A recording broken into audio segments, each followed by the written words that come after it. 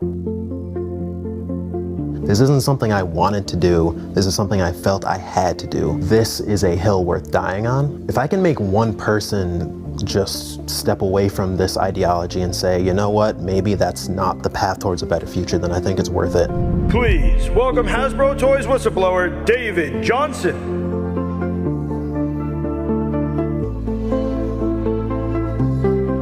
I saw some evidence of bias, and I raised it up to a couple of senators, a local congressman.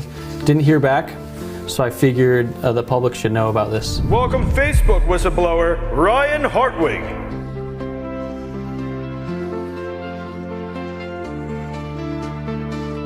Ever since I started with ESPN, I've just witnessed lots of discrimination, racism. After a while, you don't want to see it anymore. You want to do something about it, stand up. I don't think there's time to waste. If you see something, say something, come forward, speak up. Welcome ESPN whistleblower, Trevor Adams.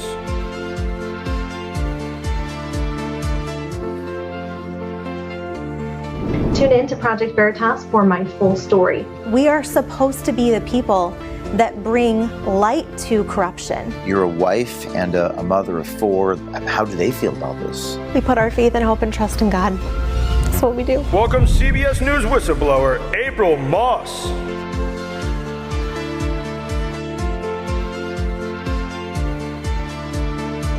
If I don't do this and people aren't woken up to the truth, then Google's going to continue what they're going to do, and they're going to redefine reality based upon what they want and is part of their agenda. I have to do this because if I don't, the America that I love, the America that you love, may not exist. Please welcome Google whistleblower, Zach Voorhees.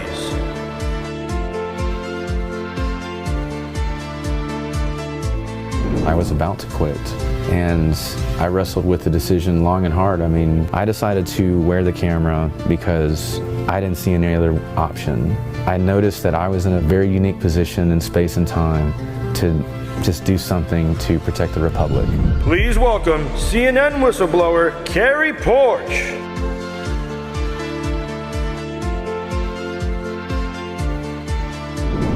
This is evil at the highest level. You have the FDA, you have the CDC that are both supposed to be protecting us. Are you afraid? Wouldn't necessarily say I'm afraid because my faith lies in God and not man. Please welcome federal HHS whistleblower, Jody O'Malley.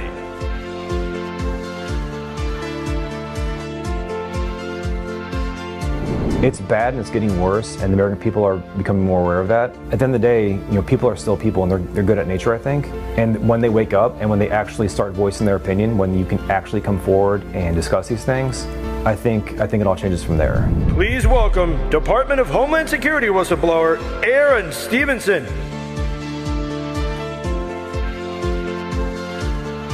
Republicans demanding action on some very disturbing claims. A whistleblower says HHS is knowingly placing children brought over the border illegally with criminals and sex traffickers. The tax dollars of people who are listening are paying to put children in the hands of criminals. Look, I said, I need to make you aware.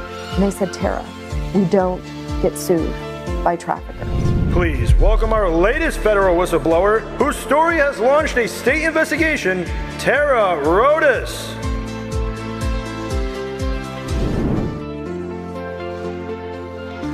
Thanks to Project Veritas, the light of truth is shining in the darkness. From Capitol Hill to state houses across the country, the light is shining. One voice can make a difference. Your voice can make a difference. Be bold.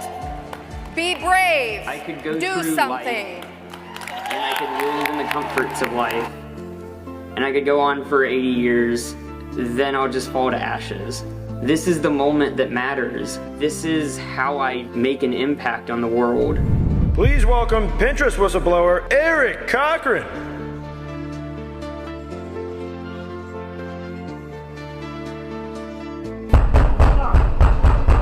I'm sorry, so what is this regarding? This is a search warrant. Open up.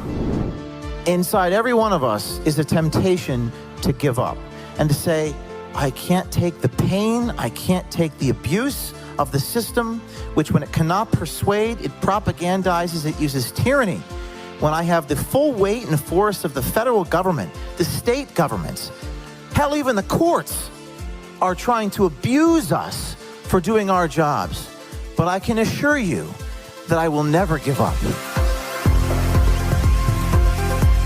Please give a hand for the founder of Project Veritas, James O'Keefe.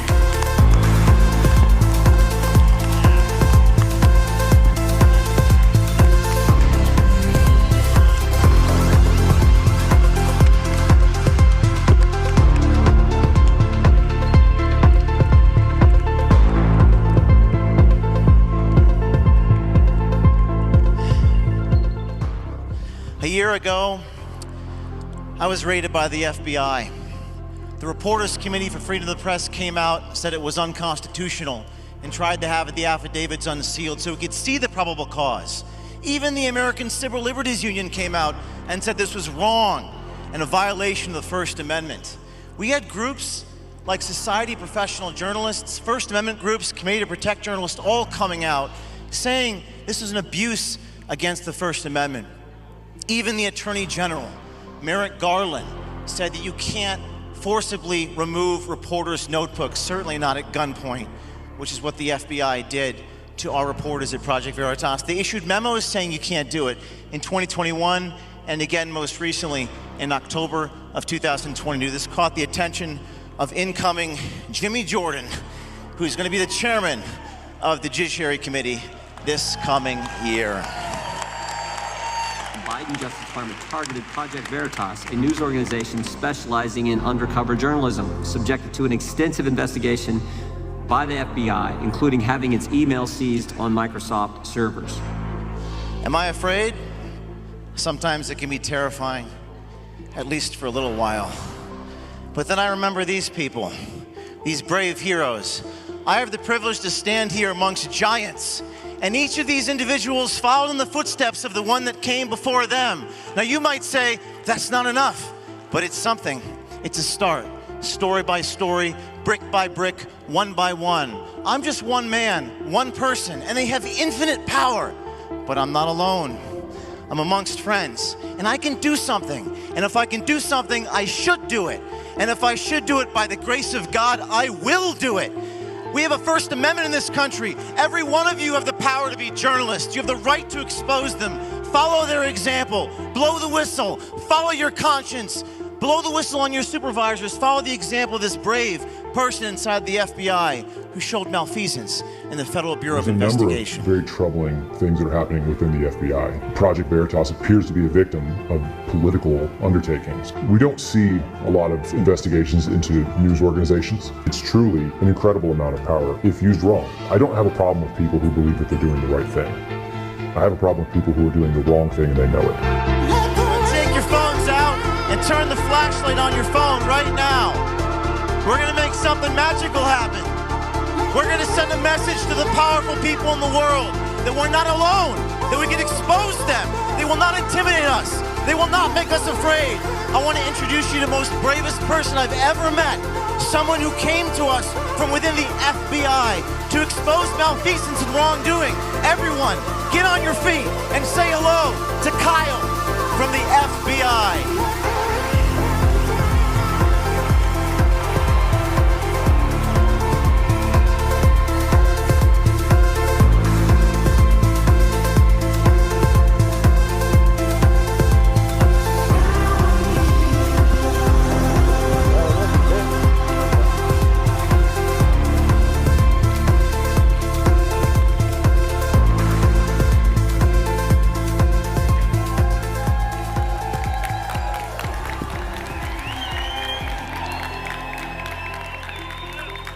Thank you, James.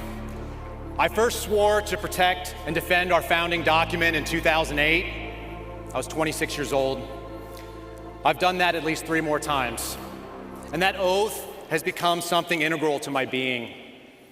The oath has compelled me to expose wrong, which spelled the end to a job that many people dream of, that of an FBI special agent. I disclosed abuse of counterterrorism resources to investigate parents who spoke out at school board meetings. I exposed the FBI using our most patriotic symbols to identify militia violent extremists, which Project Veritas published in August.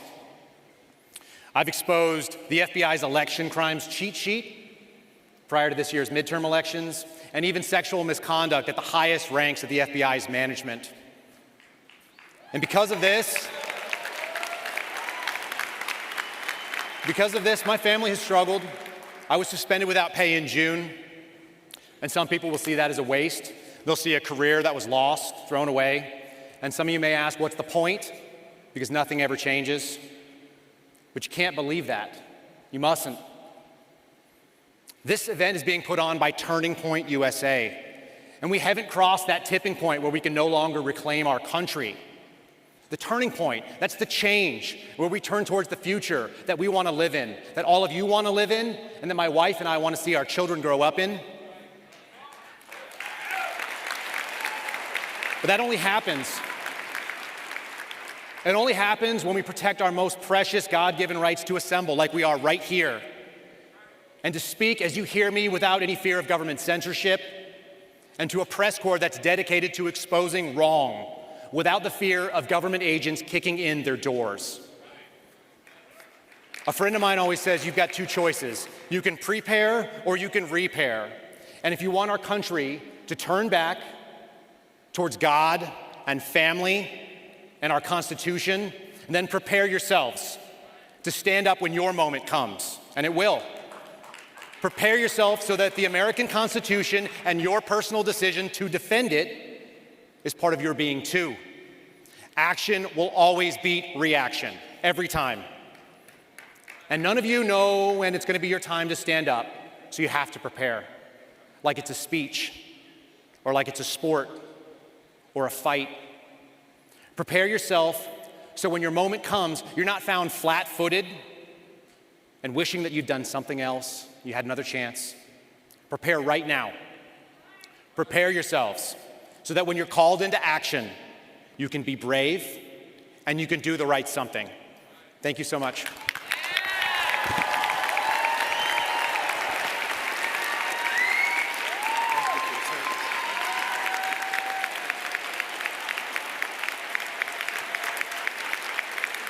Be brave.